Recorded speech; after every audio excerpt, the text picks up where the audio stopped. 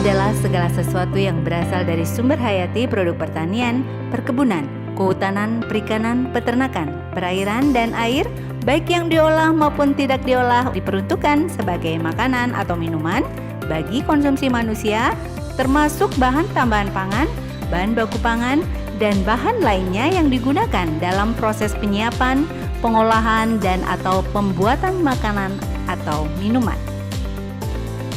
Badan POM menerbitkan izin edar pangan olahan.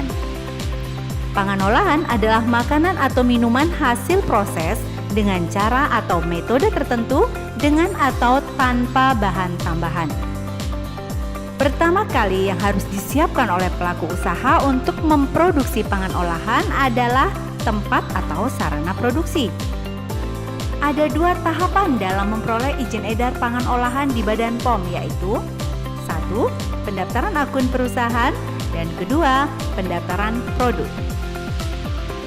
Untuk pendaftaran akun perusahaan diperlukan persyaratan bahwa pelaku usaha harus memiliki rekomendasi dari Balai Besar Pengawas Obat dan Makanan berupa pemeriksaan sarana balai atau PSB.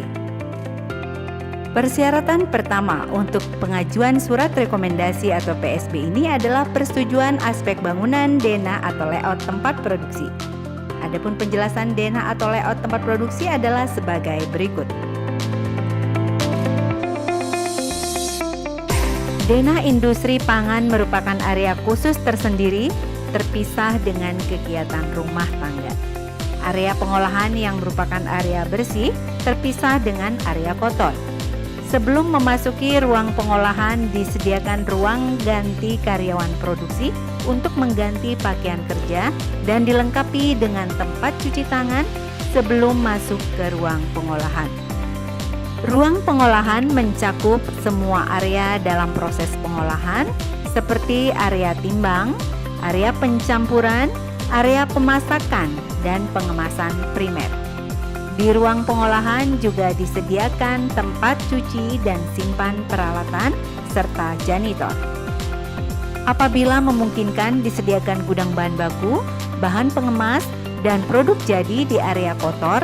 Namun apabila lahan terbatas, maka penyimpanan bahan baku, bahan pengemas, dan produk jadi bisa disimpan di wadah atau lemari yang sesuai dengan persyaratan penyimpanan. Setelah memahami penjelasan denah atau layout, pelaku usaha dapat mengajukan model denah layout yang dibuat dan berkonsultasi dengan petugas sertifikasi Balai Besar POM di Denpasar, disertai desain denah sederhana, dilengkapi catatan nama produk yang akan dibuat, serta alur pembuatan produk yang akan didaftarkan. Tempat produksi terpisah dari kegiatan rumah tangga. Konsultasi sebaiknya dilakukan oleh pemilik usaha atau penanggung jawab produksi. Konsultasi denah atau layout dapat juga secara online melalui link Google Form berikut, yaitu bit.ly/konsul layout BB POM Denpasar. Kondisi ideal yang disiapkan dalam denah produksi diantaranya yaitu 1. Adanya ruang ganti karyawan, 2. Ruang produksi, 3. Adanya gudang bahan baku, gudang bahan kemas, dan gudang produk jadi, 4. Pemisahan ruangan ini tidak mengikat, disesuaikan dengan risiko produk dan kemampuan pelaku usaha. Dan yang terakhir, harus adanya toilet yang berada di luar ruang produksi.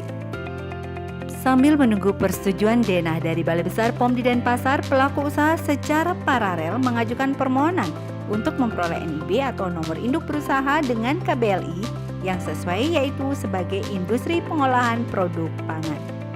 Selanjutnya, pelaku usaha menyiapkan fasilitas bangunan sesuai dengan denah yang disetujui oleh petugas balai. Diikuti dengan menyiapkan POB atau prosedur operasional baku terkait kegiatan produksi. Yang sangat penting untuk proses produksi adalah panduan mutu, diantaranya prosedur operasional baku atau standar operating procedure, biasa disingkat SOP, yang disiapkan oleh penanggung jawab sarana produksi. POB yang disiapkan diantaranya yaitu POB penerimaan bahan baku, bahan kemas dilengkapi dengan kartu stok, POB penyimpanan bahan baku, bahan kemas, dan produk jadi dilengkapi dengan kartu stok, POB pendistribusian produk jadi dilengkapi dengan pencatatan distribusi bisa dilakukan manual ataupun sistem aplikasi. POB hygiene karyawan produksi dilengkapi dengan catatan kondisi karyawan sebelum masuk ke ruang produksi. POB hygiene ruangan produksi, gudang, toilet, ventilasi, dan checklist pendokumentasian kegiatan. POB pengendalian hama dan checklist pendokumentasian kegiatan. POB tanggap darurat, POB pemeriksaan kesehatan karyawan, POB pelatihan karyawan, POB retur produk, POB recall penarikan produk, dan yang terakhir pemantauan peralatan rusak yang sudah tidak digunakan lagi di ruang produksi.